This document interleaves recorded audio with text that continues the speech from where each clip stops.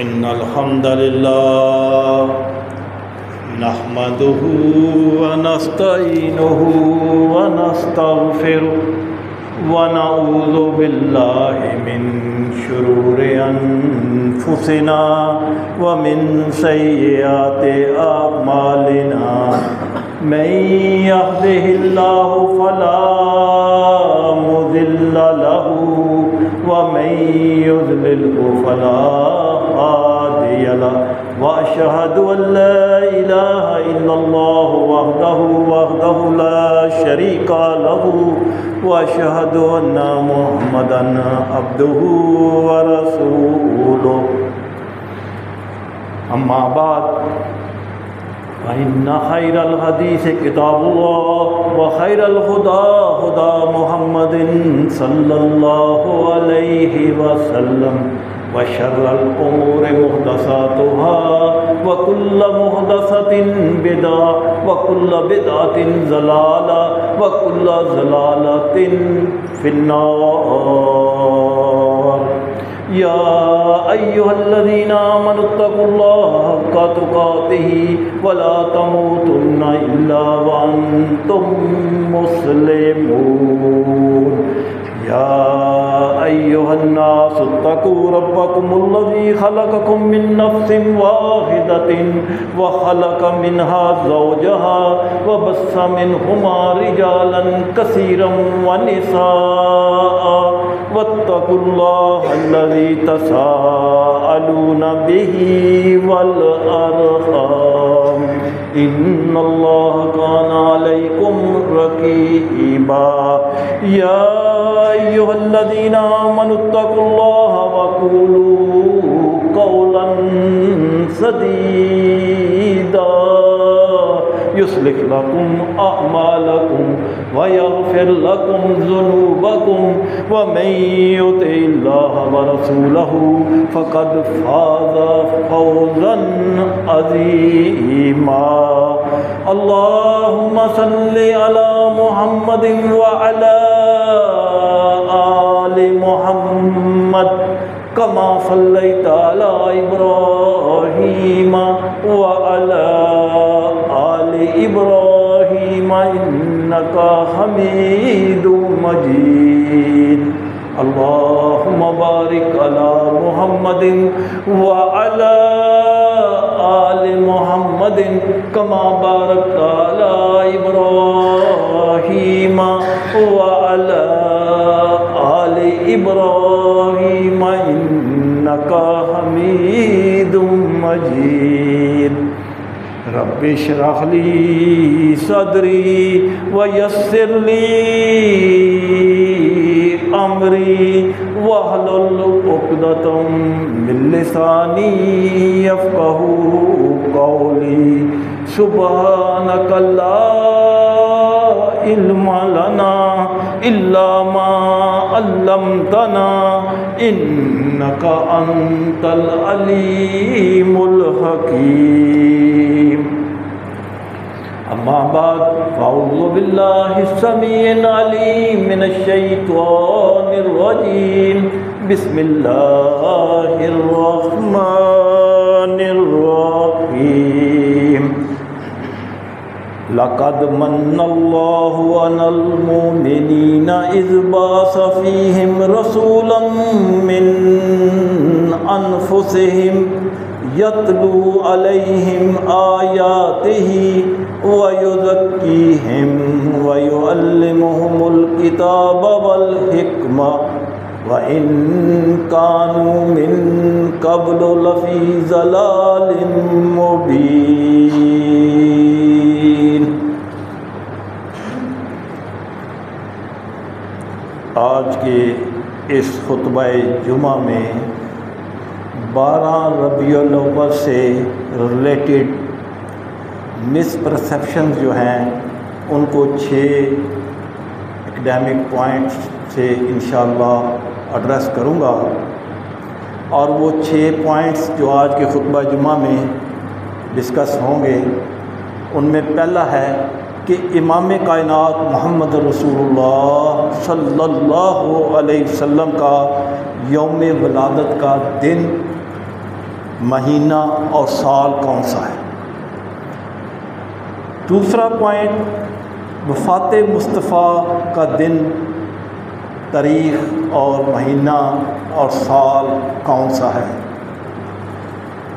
تیسرا پوائنٹ، کیا آپ کی ولادت کے دن کو عید کہنا جائز ہے۔ اور چوتھا پوائنٹ، کیا آپ کی ولادت پر جشن منانا جائز ہے۔ پانچواں پوائنٹ، امام کائنات محمد رسول اللہ صلی اللہ علیہ وسلم کا یوم ولادت، برتھ ڈے منانے کا سنت طریقہ کیا ہے۔ اور لاسٹ پوائنٹ کہ نبی کریم صلی اللہ علیہ وسلم کی اپنی امت کو آخری دن 6 وصیتیں کون سی ہیں۔ اللہ تعالیٰ سے دعا ہے کہ مجھے صرف حق بات ہی بیان کرنے اور پھر ہم سب کو اس حق بات پر ہی کما حق عمل کرنے کی توفیق عطا فرمائے، آمین یا رب العالمین۔ محترم سامعین و سامعات، ولادت مصطفیٰ جہاں تک دن اور مہینے کا تعلق ہے، اس میں تو کوئی اختلاف نہیں ہے کہ آپ صلی اللہ علیہ وسلم کی ولادت، پیدائش منڈے کو ہوئی، کیونکہ حدیث میں اس کا ذکر موجود ہے۔ اسی طرح مہینے میں بھی کوئی اختلاف نہیں کہ یہ ربیع الاول کا مہینہ تھا۔ رہا مسئلہ اب ڈیٹ کا، تو ڈیٹ میں اختلاف ہے۔ کیوں؟ کہ اس کی وجہ تاریخ کی کتابیں ہیں۔ کسی مورخ نے کچھ لکھ دیا، کسی مورخ نے کچھ لکھ دیا۔ حدیث میں تاریخ کے متعلق کوئی روایت نہیں ہے۔ اللہ تعالیٰ کی کروڑوں رحمتیں ہوں محدثین رحمہم اللہ پر کہ جنہوں نے آپ صلی اللہ علیہ وسلم کی شخصیت کے بارے میں تائنی ڈیٹیل تک اکٹھی کی اور ہم تک پہنچائی۔ آپ صلی اللہ علیہ وسلم کی پرسنالٹی کے بارے میں حدیث کی ایک مشہور کتاب ہے جس کا نام ہے دلائل النبوہ، اور اس کتاب کے مصنف جو ہیں وہ امام حافظ ابو احمد بن حسین البہقی رحمہم اللہ۔ انہوں نے 1300 سال پہلے یہ کتاب لکھی جس کو کتاب امام بہقی کہتے ہیں۔ انہوں نے اس کتاب میں 3286 احادیث صرف اللہ کے رسول صلی اللہ علیہ وسلم کی شخصیت کے بارے میں لکھی۔ 3286 احادیث، اور انہوں نے چیپٹر وائز یہ حدیثیں لکھی۔ مثلا پہلے چیپٹر میں انہوں نے آپ صلی اللہ علیہ وسلم کی ولادت کے بارے میں احادیث جو اکٹھی تھی وہ لکھی۔ دوسرے چیپٹر میں انہوں نے لکھا کہ مہینہ کون سا تھا۔ تیسرے چیپٹر میں انہوں نے لکھا سال کون سا تھا۔ چوتھے چیپٹر میں وہ نشانیاں لکھی جو آپ کے پیدائش کے وقت ظاہر ہوئیں، اور اسی طرح چیپٹر وائز چلتا جا رہا ہے۔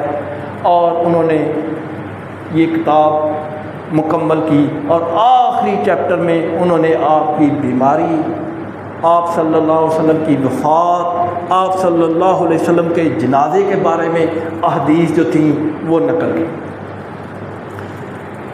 ہمیں یہ بات اچھی طرح ذہن نشین رکھنی چاہیے کہ ہمارے نبی کریم صلی اللہ علیہ وسلم کی ذات اقدس جھوٹی اور من گرد روایات کی محتاج نہیں ہے۔ اللہ کے رسول صلی اللہ علیہ وسلم کی ذات کو من گرد روایات سے اونچا کرنے کی کوئی ضرورت نہیں، کیونکہ پورا قرآن مجید اور احادیث مبارکہ آپ صلی اللہ علیہ وسلم کے فضائل، شان اور معجزوں سے بھری پڑی ہے۔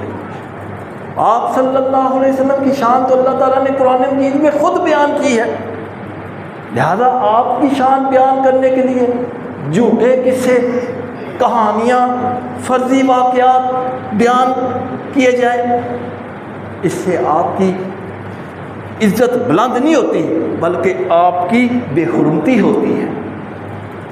اور پھر رزلٹ الٹیمیٹ کیا نکلتا ہے کہ ان جھوٹے قصے کہانیوں سے کہ لوگوں کا عقیدہ خراب ہو جاتا ہے، کیونکہ بات ہی جھوٹی ہوتی ہے۔ جب بات جھوٹی ہوگی، من گڑت ہوگی، اس کی کوئی دلیل کوئی نہیں ہوگی، قرآن حدیث میں اس کا ریفرنس نہیں ہوگا، تو نتیجہ کیا نکلے گا؟ آپ کی عزت بلند نہیں ہوگی بلکہ آپ کی بے حرمتی ہوگی اور لوگوں کا عقیدہ خراب ہوگا۔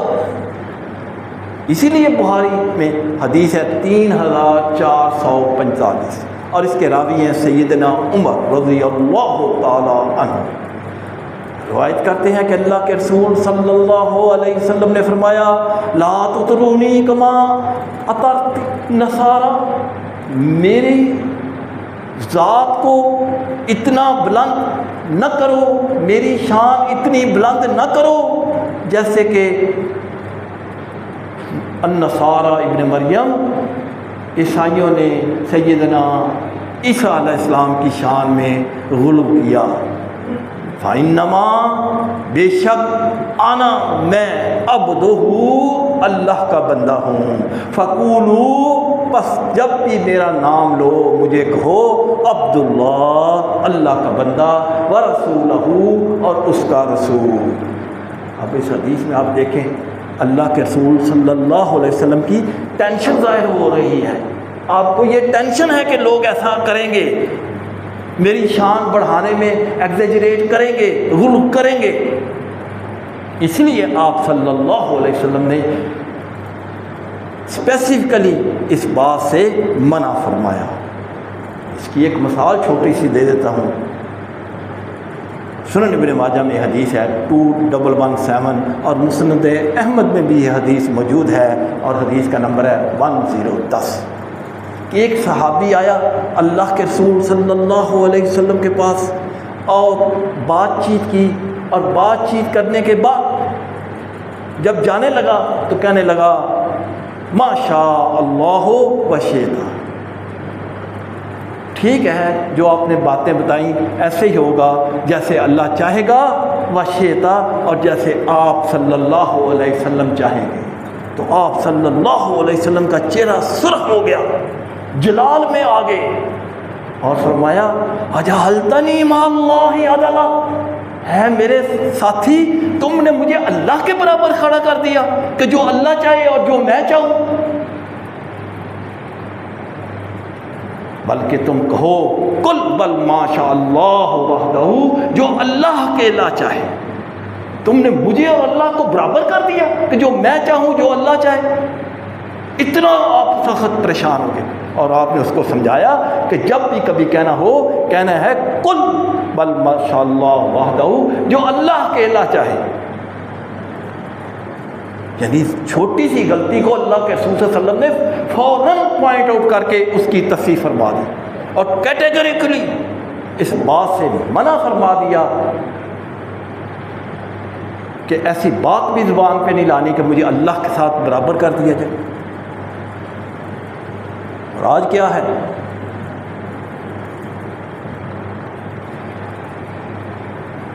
اللہ کا پکڑا چھڑائے محمد، محمد کا پکڑا چھڑا کوئی نہیں سکتا، یہ تو باتیں کی جاتی ہیں۔ استغفر۔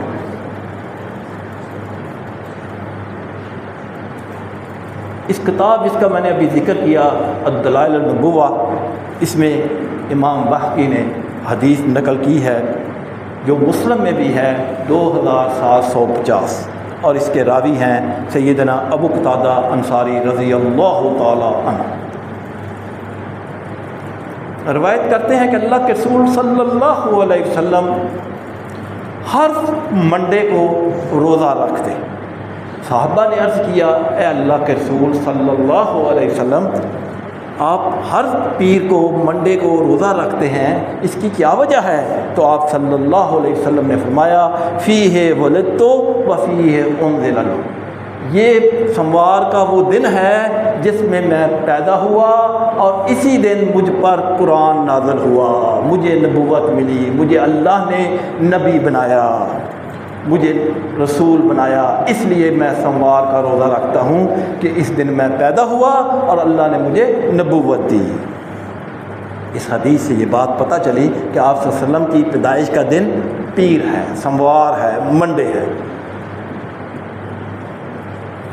سیدنا انس بن مالک رضی اللہ تعالیٰ عنہ، انہوں نے اللہ کے رسول صلی اللہ علیہ وسلم کی 10 سال خدمت کی، 10 سال اللہ کے رسول صلی اللہ علیہ وسلم کے پاس رہے اور آپ کی خدمت کرتے رہے، اور آپ کی وفات کے بعد 82 سال زندہ رہے، یعنی 93 ہجری میں سیدنا انس رضی اللہ تعالیٰ عنہ اس دنیا سے رخصت ہوئے، فوت ہوئے۔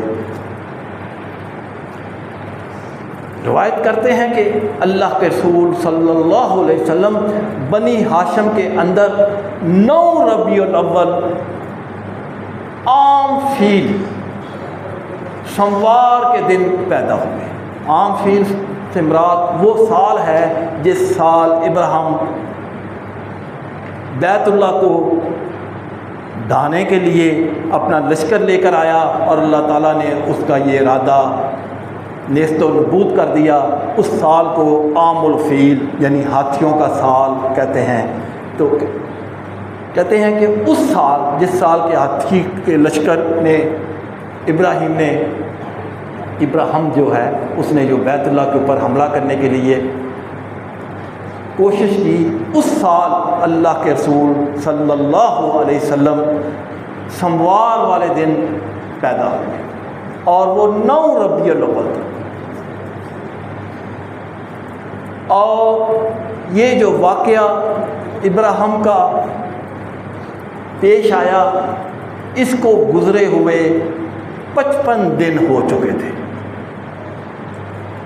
اور عیسوی سال 571 تھا، اور مہینہ اپریل تھا، اور تاریخ 21 تھی۔ اور یہی قول صحیح سند کے ساتھ سیرت ابن ہشام صفحہ نمبر 158 جلد اول میں موجود ہے۔ اور آپ صلی اللہ علیہ وسلم کی وفات کے دن کے متعلق بخاری اور مسلم کی متفق علیہ حدیث ہے۔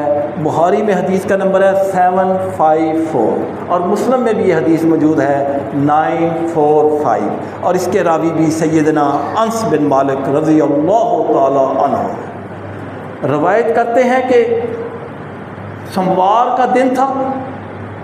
اصحاب الرسول صلی اللہ علیہ وسلم مسجد نبوی میں سیدنا ابو بکر صدیق رضی اللہ تعالیٰ عنہ کی امامت میں فجر کی نماز ادا کر رہے تھے کہ اللہ کے رسول صلی اللہ علیہ وسلم نے اپنے حجرے جو سیدہ عائشہ صدیقہ رضی اللہ تعالیٰ عنہا کا تھا، اور پہلا ہی حجرہ تھا، اگر بیت اللہ میں آپ کعبہ کی طرف منہ کر کے کھڑے ہوں تو بائیں طرف جو پہلا حجرہ ہے جس میں اس وقت آپ کی قبر مبارک ہے، اس سے آپ نے پردہ ہٹایا تو اس کی تھوڑی سی آواز آئی، تو صحابہ نے بھی دیکھا اور سیدنا ابو بکر صدیق رضی اللہ تعالیٰ نے پیچھے ہٹنے کی کوشش کی کہ آپ صلی اللہ علیہ وسلم آ رہے ہیں اور آپ امامت کرائیں گے، مگر آپ صلی اللہ علیہ وسلم نے اشارے سے کہا کہ نماز جاری رکھو، اور آپ صلی اللہ علیہ وسلم یہ دیکھ کر بہت خوش ہوئے کہ لوگ سیدنا ابو بکر صدیق کی امامت میں نماز ادا کر رہے ہیں، اور پھر آپ صلی اللہ علیہ وسلم نے پردہ نیچے گرا دیا، مسجد تشریف نہ لائے۔ اور یہ سوموار کا دن تھا، 2 شب 12 ربیع الاول 11 ہجری۔ اسی دن صبح جو آپ نے یہ سارا نظارہ کیا، چاشت کے وقت آپ صلی اللہ علیہ وسلم اس دنیا سے رخصت ہو گئے۔ اس وقت آپ کی عمر 63 سال 4 دن تھی۔ انا للہ و انا الیہ راجعون۔ پھر یہ سوموار والا دن یعنی چاشت سے لے کر مغرب تک خلافت کے معاملے میں گزر گیا۔ شام تک لوگوں نے سیدنا ابو بکر صدیق رضی اللہ تعالیٰ عنہ کی خلافت پر اتفاق کر لیا اور سوموار کا دن گزر گیا۔ منگل کی صبح آپ صلی اللہ علیہ وسلم کو کپڑے اتارے بغیر غسل دیا گیا، اور پھر 10 صحابہ نے بغیر امام کے حجرہ میں داخل ہو کے، گنجائش ہی 10 بندوں کی تھی، 10 بندے داخل ہوتے جائے گئے اور آپ صلی اللہ علیہ وسلم کا بغیر امام جنازہ پڑھتے گئے۔ اس طرح پورا دن نماز جنازہ میں منگل کا گزر گیا، اور پھر رات آ گئی، اور بدھ کی رات کو آپ صلی اللہ علیہ وسلم کو حجرہ عائشہ میں دفن کر دیا گیا۔ تو لہذا حدیث کی کتابوں میں، جیسا کہ میں نے حدیث کا نمبر دیا، بخاری کا 754 اور مسلم 945، کہ دن سوموار، وقت چاشت، اور سال 11 ہجری، اور تاریخ 12 ربیع الاول تھی۔ اس میں کوئی اختلاف نہیں ہے۔ امام کائنات محمد رسول اللہ صلی اللہ علیہ وسلم کا یوم ولادت منانے کا سنت طریقہ کیا ہے؟ کیونکہ خوشی تو ہر ایک کو ہے، ہمارا چھوٹا سا بچہ ہو تو، چاہے بیٹی ہو چاہے بیٹا ہو، انسان خوشی مناتا ہے۔ تو اللہ کے رسول صلی اللہ علیہ وسلم کی بھی ہمیں خوشی ہے، بلکہ ہر مسلمان کو خوشی ہونی چاہیے۔ لیکن اس خوشی کو منانے کا سنت طریقہ کیا ہے؟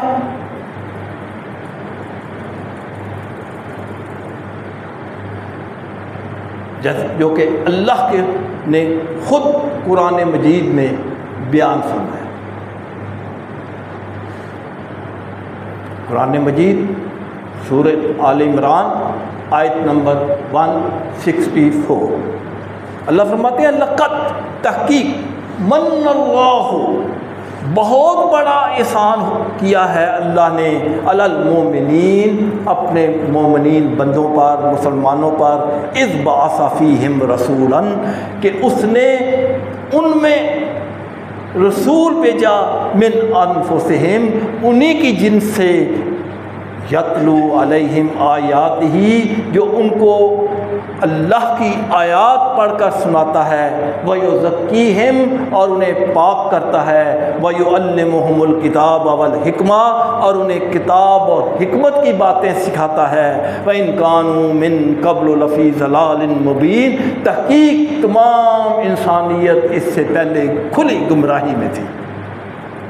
تو اس آیت مبارکہ سے کیا بات واضح ہوئی کہ اللہ تعالیٰ نے مومنین پر 2 بڑے احسان کیے۔ ایک احسان یہ کیا کہ اپنے نبی محمد رسول اللہ صلی اللہ علیہ وسلم کو دنیا میں بھیجا، اور دوسرا بڑا احسان یہ کیا کہ اپنی کتاب قرآن مجید فرقان حمید آپ صلی اللہ علیہ وسلم کے ذریعے ہمیں بھیجی۔ یعنی نبی کریم صلی اللہ علیہ وسلم کی ذات اقدس اور قرآن، یہ دونوں بڑی نعمتیں ہیں، کیونکہ اللہ فرما رہا ہے کہ یہ نعمتیں ہیں، میری اور بھی تم پر بہت بڑی نعمتیں ہیں، لیکن یہ 2 نعمتیں، ایک اپنے نبی محمد رسول اللہ صلی اللہ علیہ وسلم کو دنیا میں بھیجنا، اور دوسرا قرآن، یہ 2 بڑی نعمتیں ہیں۔ اب ان 2 نعمتوں کی خوشی منانے کا بھی حکم ہے، اور خوشی منانے کا پریکٹیکل طریقہ کیا ہے کہ ان دونوں نعمتوں کے اوپر عمل کیا جائے، قرآن کو پڑھا جائے، اس کے احکامات پر عمل کیا جائے، اسے اپنے روزمرہ کے کاموں میں اولیت، پریفرنس دی جائے، صرف ریشمی جندانوں میں ڈال کر اونچا نہ رکھ دیا جائے کہ ان کی بے ادبی نہ ہو، بلکہ انہیں پڑھا جائے اور اس کی انسٹرکشن پر عمل کیا جائے۔ اسی طرح آپ کی آمد کی خوشی منانے کا سنت طریقہ وہی ہے جو اللہ کے رسول صلی اللہ علیہ وسلم نے خود اپنی برتھ ڈے پر کیا۔ صحیح مسلم کی حدیث ہے 2750، اور راوی ہیں سیدنا ابو قتادہ رضی اللہ تعالیٰ عنہ، کہ آپ صلی اللہ علیہ وسلم سموار کے دن کا روزہ رکھتے تھے۔ جب آپ سے پوچھا گیا کہ آپ یہ سموار کا روزہ کیوں رکھتے ہیں تو آپ صلی اللہ علیہ وسلم نے فرمایا فیہ ولدت، میں سموار کا روزہ اس لیے رکھتا ہوں کہ میں اس دن پیدا ہوا، وفیہ انزل علی، اور اسی دن مجھ پر قرآن نازل ہوا، مجھے نبوت ملی، مجھے اللہ نے نبی اور رسول بنا کر بھیجا۔ لہذا ہمیں اللہ کا شکر ادا کرنا چاہیے، اور شکرانے کے طور پر سموار والے دن روزہ رکھنا چاہیے۔ یعنی پورے سال میں 52 سموار کے دن آتے ہیں، ہمیں 52 دن شکرانہ کے نفل ادا کرنے چاہیے۔ یہ ہے میلاد منانے کا صحیح طریقہ کہ آپ کی برتھ ڈے پر آپ کی سنت کی پیروی کرتے ہوئے شکرانے کے طور پر روزہ رکھا جائے۔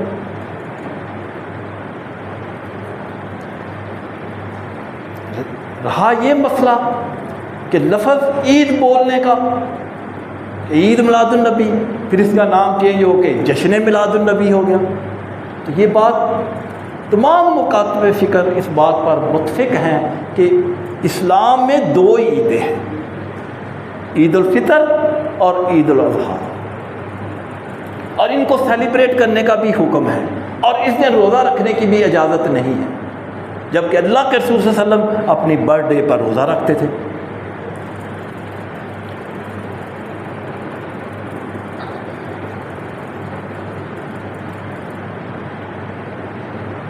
اور خلفائے راشدین کا بھی طریقہ یہی تھا کہ وہ اللہ کے رسول صلی اللہ علیہ وسلم کا میلاد، برتھ ڈے روزہ رکھتے تھے۔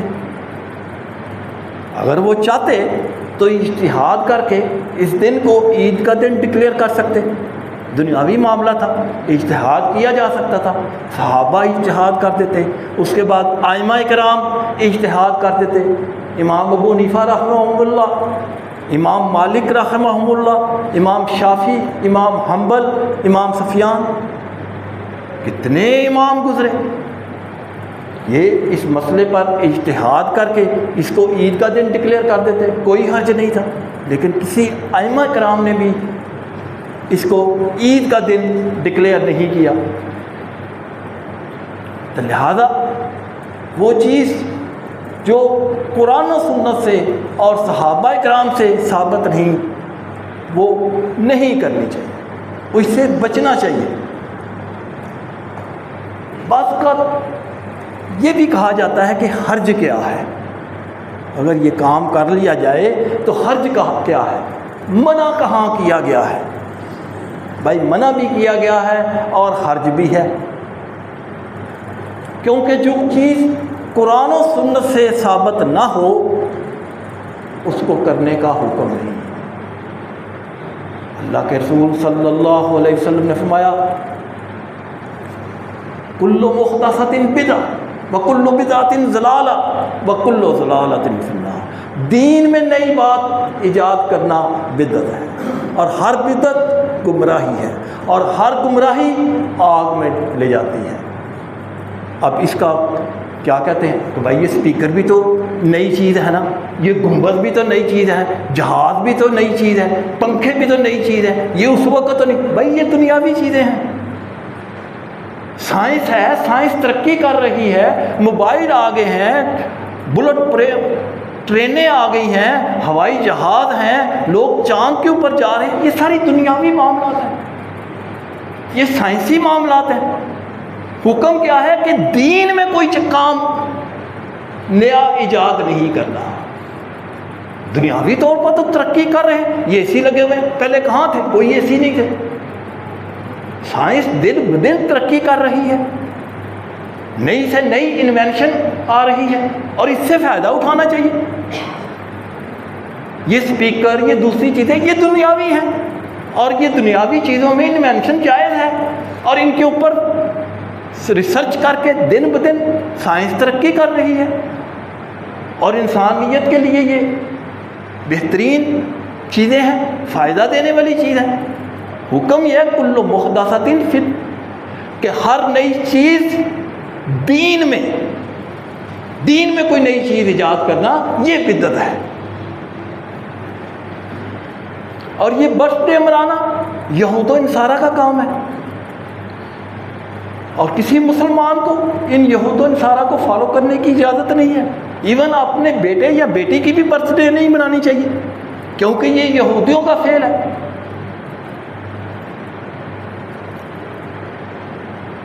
بعض اوقات کہتے ہیں کہ یہ جی قومی رہنماؤں کا بھی تو آپ برتھ ڈے مناتے ہیں، قائد اعظم کا مناتے ہیں، علامہ اقبال کا مناتے ہیں، فلاں بڑی شخصیت کا برتھ ڈے قومی سطح پر منایا جاتا ہے۔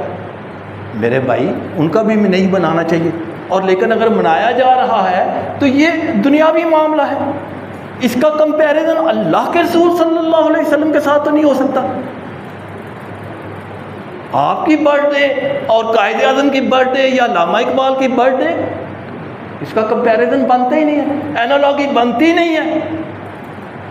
ہم لوگ دنیا دار، وہ اللہ کے رسول صلی اللہ علیہ وسلم، ان کی برتھ ڈے اس طرح منانا جس طرح قائد اعظم کی یا علامہ اقبال کی یا دوسرے، نہیں بھائی، یہ اینالوگی بنتی نہیں ہے۔ سنت کا طریقہ یہ ہے سیلیبریٹ کرنے کا کہ اس دن روزہ رکھا جائے، آپ کی عقیدت کا اظہار روزہ رکھ کر کیا جائے۔ اس کے علاوہ سیرت کانفرنس منعقد کی جائیں، آپ کے فضائل بیان کیے جائیں، آپ کے واقعات بیان کیے جائیں، آپ کے معجزات کو ایڈریس کیا جائے، یہ جائز ہے، حجت ہے، اور ہر مکتبہ فکر اس کی اجازت دیتا ہے، اور ایسی کانفرنس سے کرنی چاہیے۔ مگر اس طرح ڈول ڈمکے اور جلوسوں کی شکل میں بازاروں اور گلیوں میں اس طرح جلوس نکالنا، یہ سارا بدعت ہے۔ پچھلے کئی سالوں سے ایک فاحشہ عورت کو ٹرالے کے اوپر بٹھا کر بازاروں میں گھمایا گیا، آپ نے ویڈیو دیکھی ہوں گی، اور پچھلے سال ایک کی بجائے 3 فاحشہ عورتوں کو بٹھا کر بازاروں اور گلیوں میں، بھئی یہ کیا ہے؟ یہ حور ہے، استغفر اللہ۔ اور اس کے اوپر بعض علماء کرام نے اپنا رد عمل بھی دیا کہ یہ بہت غلط کام کیا جا رہا ہے۔ مگر یاد رکھیں، بدعات کی کوئی اینڈ نہیں ہوتی، یہ بڑھتی ہی جاتی ہیں۔ آپ دیکھیں جب ہم چھوٹے چھوٹے تھے تو اس وقت بھی یہ میلاد کے جلسے جلوس ہوتے تھے، لیکن اس وقت کم تھے، آج دیکھیں اس سے بہت زیادہ ہے، اس میں مزید مطلب کہ جنبش ہے۔ اور اس کی سب سے پہلے ابتدا 580 ہجری میں شروع ہوئی، بخاری اور مسلم کی متفق علیہ حدیث ہے، پلے باندھنے والی حدیث ہے۔ بخاری میں حدیث کا نمبر ہے 2697 2697، اور مسلم میں بھی یہ حدیث موجود ہے 4492۔ اللہ کے رسول صلی اللہ علیہ وسلم نے فرمایا، من احدث فی امرنا، جس کسی نے بھی کوئی نئی چیز، نئی بات فی امرنا، ہمارے دین میں شامل کی، ما لیس منہ، جو میں نے بیان نہیں کی، فہو رد، وہ رد ہے، وہ مردود ہے۔ ذرا غور کریں اس حدیث کے اوپر کہ معاملہ یہاں حدیث تک کی ختم نہیں ہوتا بلکہ آخرت تک جاتا ہے۔ بخاری اور مسلم کی متفق علیہ حدیث ہے، بخاری میں حدیث کا نمبر ہے 6583، اور مسلم میں بھی یہ حدیث موجود ہے 5968، اور اس کے راوی ہیں سیدنا سہل بن سعد رضی اللہ تعالی عنہ۔ روایت کرتے ہیں کہ اللہ کے رسول صلی اللہ علیہ وسلم نے فرمایا، بڑی زبردست حدیث ہے، کہ میرے حوض کوثر پر کچھ لوگ آئیں گے، میں پانی پلا رہا ہوں گا، اور کچھ لوگوں کی جماعت کو میں دور سے دیکھوں گا، وہ میری طرف آ رہے ہوں گے، ان کے وضو کے اعضاء یعنی ہاتھ، کونیاں، چہرے چمک رہے ہوں گے، اور میں ان کو پہچان لوں گا کہ یہ میرے امتی ہیں، کہ یکا یک ان کے اور میرے درمیان ایک پردہ حائل کر دیا جائے گا۔ اللہ اکبر، پردہ حائل کر دیا جائے گا۔ میں فرشتوں سے کہوں گا کہ یہ میرے امتی ہیں، ان کے اعضاء چمک رہے ہیں، یہ میرے امتی ہیں، ان کے اور میرے درمیان یہ پردہ کیوں حائل کر دیا گیا ہے؟ تو فرشتے کہیں گے، اے اللہ کے رسول، یہ ہے تو آپ کے امتی، لیکن آپ کے اس دنیا سے جانے کے بعد انہوں نے دین میں نئی نئی باتیں ایجاد کر دیں۔ اگرچہ یہ کلمہ گو تھے مگر دین میں انہوں نے چینجز لا دیں، خود بھی گمراہ ہوئے اور لوگوں کو روایتیں بیان کر کر کے لوگوں کو بھی گمراہ کیا۔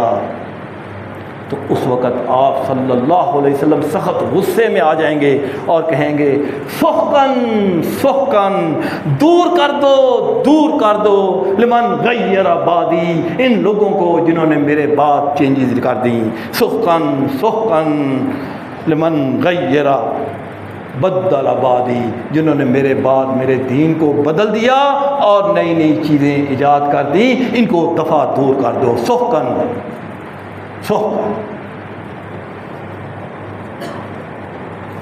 اس حدیث جو بخاری اور مسلم میں متفق ہے، بھائی اس حدیث کی بیس پر تو ہم اپنے آپ کو بڑا ڈرپوک سمجھتے ہیں، ہم تو کوئی کام ایسا نہیں کرنا چاہتے، اگرچہ ظاہراً وہ بہت ہی اچھا ہے، بہت خوبصورت ہے، بہت دل کو لبھانے والا ہے، لیکن اس حدیث کو مد نظر رکھتے ہوئے بھائی ہم اپنے آپ کو ڈرپوک سمجھتے ہیں، ہم ایسی کوئی ایکٹیویٹی پرفارم نہیں کرنا چاہتے جس سے اللہ کے رسول صلی اللہ علیہ وسلم قیامت والے دن ناراض ہو جائیں اور ہمارے لیے مشکل بن جائے۔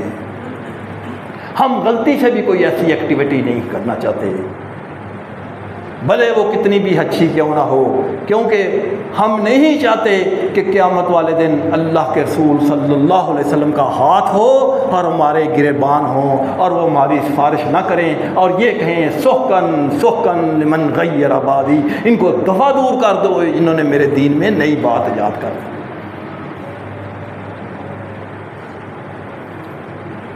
لیکن اگر آپ سمجھتے ہیں کہ یہ میلاد منانا ضروری ہے تو منا لو، پھر اپنے نبی صلی اللہ علیہ وسلم کو خود بھی مناؤ، ان کو بھی راضی کرو، ان کو بھی خوش کرو، اور وہ اس وقت تک راضی نہیں ہوں گے، وہ اس وقت تک خوش نہیں ہوں گے، وہ تمہاری جھنڈیوں سے خوش نہیں ہوں گے، وہ تمہارے ان جلوس نکالنوں سے خوش نہیں ہوں گے، وہ تمہارے ان بازار سے جانے سے خوش نہیں ہوں گے، بلکہ وہ خوش اس وقت ہوں گے، وہ اس وقت مانیں گے جب تم ان کی اطاعت کرو گے، ان کے لائے ہوئے دین کے مطابق عمل کرو گے تو پھر وہ مانیں گے ٹھیک ہے میلاد منا لو، پھر ان کو بھی مناؤ، ان کو بھی راضی کرو۔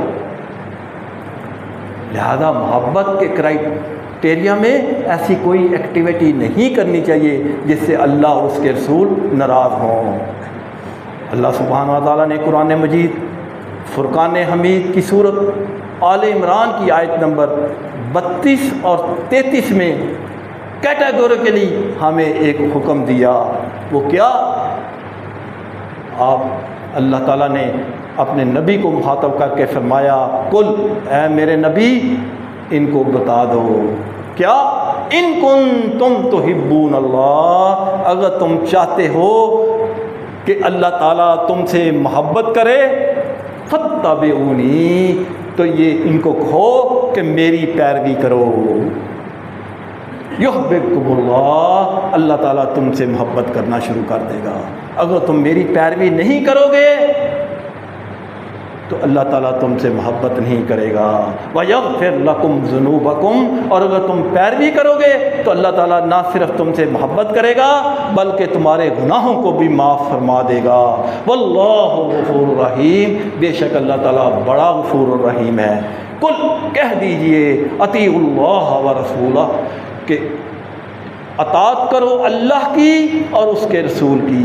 فَإِن تَوَلَّوْا، اللہ نے فتویٰ بھی ساتھ ہی دے دیا، فَإِن تَوَلَّوْا، اگر تم میرے نبی کی پیروی نہیں کرو گے، اس کی اطاعت نہیں کرو گے، اس کے حکم کے مطابق عمل نہیں کرو گے، فَإِن تَوَلَّوْا، اگر تم اس طرح نہیں کرو گے، فَإِنَّ اللَّهَ لَا يُحِبُّ الْكَافِرِينَ، تو اللہ تعالیٰ ایسے کافروں کو، نافرمانوں کو پسند نہیں فرماتا۔ اللہ نے خود ہی فتویٰ دے دیا۔ تو یہ ہے نبی کریم صلی اللہ علیہ وسلم سے اصل محبت کا طریقہ اور تقاضا، اور یہ پریکٹیکل اپلیکیشن ہے اللہ کے رسول صلی اللہ علیہ وسلم سے محبت کی۔ آخر میں ایک حدیث صحیح بخاری کی بیان کر دیتا ہوں، 7280، اور اس کے راوی ہیں سیدنا ابو ہریرہ رضی اللہ تعالی عنہ۔ روایت کرتے ہیں کہ اللہ کے رسول صلی اللہ علیہ وسلم نے فرمایا، میری امت کے سارے لوگ جنت میں جائیں گے مگر جس نے انکار کیا۔ صحابہ بڑے حیران ہوئے، اے اللہ کے رسول، وہ کون بدبخت ہے جو جنت میں جانے سے انکار کرے گا؟ جنت میں جانے کے لیے تو ہر کوئی راضی ہے، بغیر عمل کرنے بھی یہ بھی راضی ہے کہ میں جنت میں چلا جاؤں۔ ایسا کون بدبخت ہے جس کو جنت میں داخل کیا جا رہا ہو اور وہ کہے میں نے جنت میں نہیں جانا؟ ایسا کون ہے؟ تو اللہ کے رسول صلی اللہ علیہ وسلم نے فرمایا، من اطاعتی، جس نے میری اطاعت کی، میرا حکم مانا، دخل الجنہ، وہ داخل جنت میں ہوگا۔ ومن عصانی، اور جس نے میری نافرمان کی، فقد ابا، تو یقیناً اس نے میرا انکار کیا۔ یہ نہیں کہا کہ نافرمانی کرنے والے دوزخ میں جائیں گے، جہنم میں جائیں، بلکہ فرمایا ومن عصانی، جس نے میرا کاموں کا، میرے حکم کا انکار کیا، فقط ابا، تحقیق اس نے میرا انکار کیا، اس نے جنت سے جانے کا انکار کیا۔ اس حدیث کو سن کر ہمارے کان کھڑے ہو جانے چاہیے کہ ہمیں صرف وہی کام کرنا چاہیے جس سے اللہ اور اس کے رسول راضی ہوں اور جس کا اس حکم دیا۔ آخر میں آپ صلی اللہ علیہ وسلم کی 6 وصیتیں بیان کر دیتا ہوں تاکہ بات جو ہے وہ اچھی طرح سمجھ آ جائے۔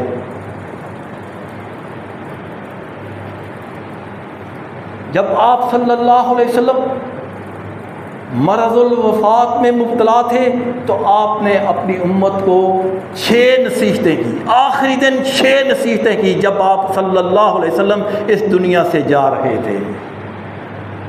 اور یہ بات تو آپ کو ہر شخص جانتا ہے کہ جو بھی شخص دنیا سے رخصت ہو رہا ہوتا ہے تو وہ آخری وقت جو باتیں کر رہا ہوتا ہے وہ بڑی امپورٹنٹ ہوتی ہیں۔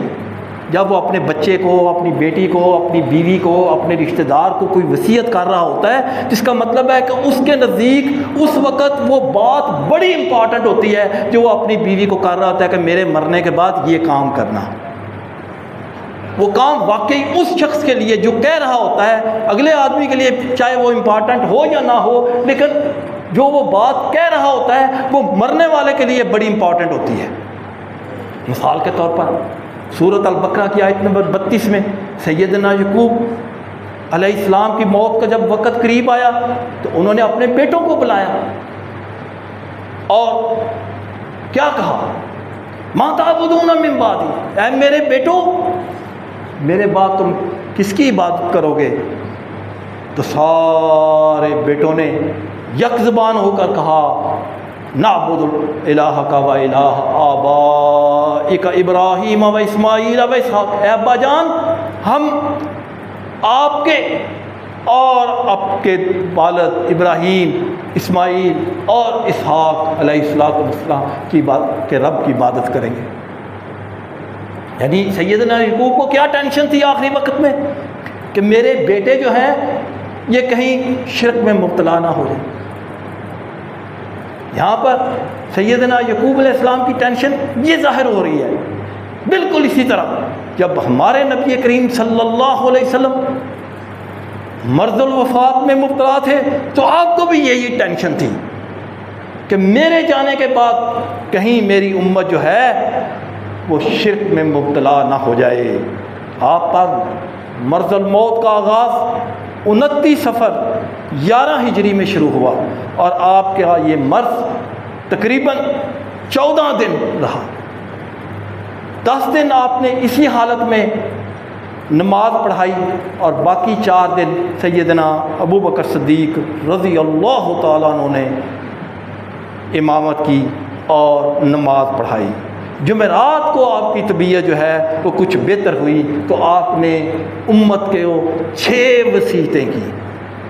نمبر 1، یہود و نصارہ اور مشرکین